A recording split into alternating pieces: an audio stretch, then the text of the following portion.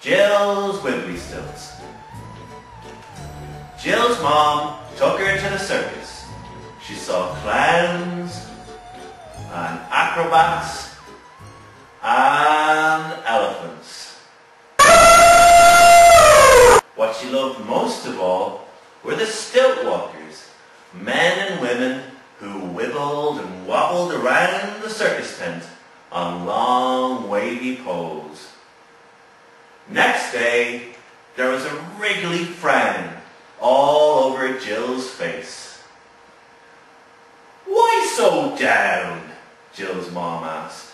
"I wish I had a pair of wibbly stilts that I could tip, tip, tip around." Jill's mom had an idea. She swooped into the garden shed, dragging her hammer and her saw. Jill heard bangings and scratchings. Finally, Jill's mom came out of the shed carrying the biggest, most gigantic pair of stilts Jill had ever seen. "Wow! My very own wibbly stilts. They're a bit big though." "Big schmig! I poured my heart into those stilts. If you don't try them on this minute, I'm taking you back to the child factory." Jill strapped on the stilts her mama made her. Suddenly, she was hundreds of feet high. The birds fluttered and chirped, the clouds fluffed past her head, and an airplane was grounding towards her. Just before the plane hit, the pilot jerked down the controls and zoomed away. Jill took another step. Suddenly, she was in space!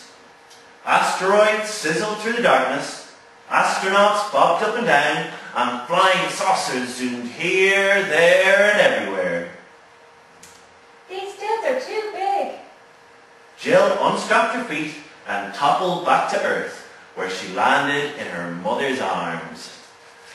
"Well, maybe they are a little bit big," Jill's mom said sheepishly.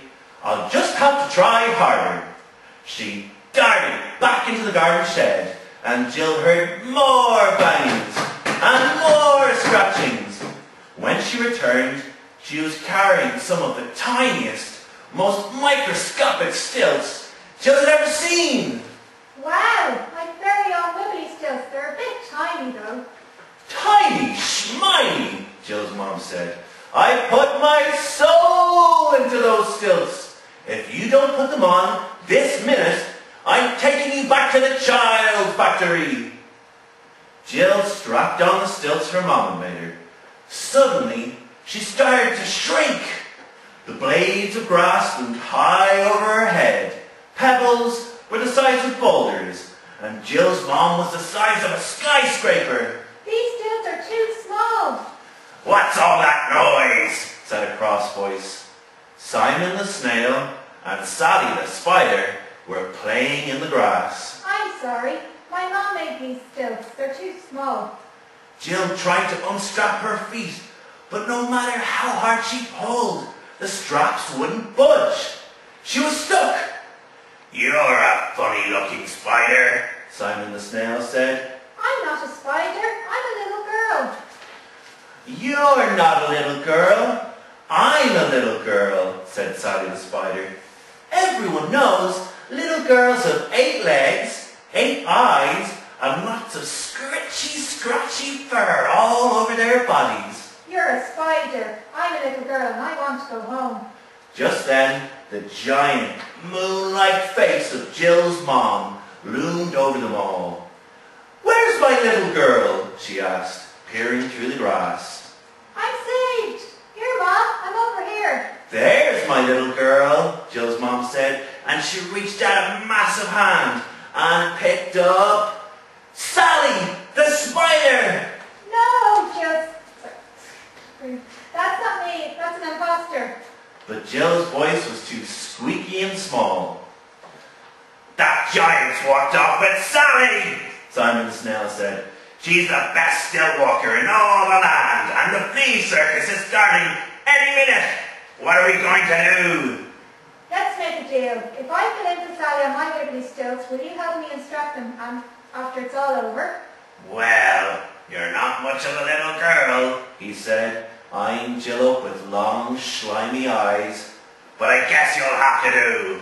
Follow me! Jill went to work in the flea circus. There were caterpillar clowns, and butterfly acrobats, and elephants. She wibbled and wobbled around the circus tent on her long wavy poles, all the while imagining what her mom and Sally the spider were getting up to. She imagined them eating jelly and ice cream. Jelly and ice cream.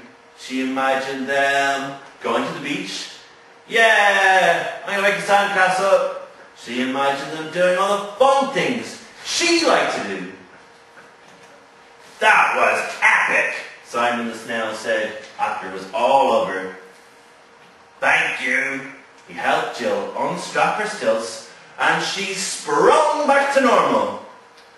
Oh dear, Jill's mom said as she poured Sally the Spider a cup of tea. Jill, is that you? I knew I should have put my glasses on this morning. Sally the Spider began to cry great pearly tears. I don't want to go back to the flea circus, she sniffed. I want to be a little girl. Jill's mom had an idea. She took Sally to the child factory, where all the little boys and girls are made. When they came out again, Sally had been transformed. Yeah! She said, jumping for joy.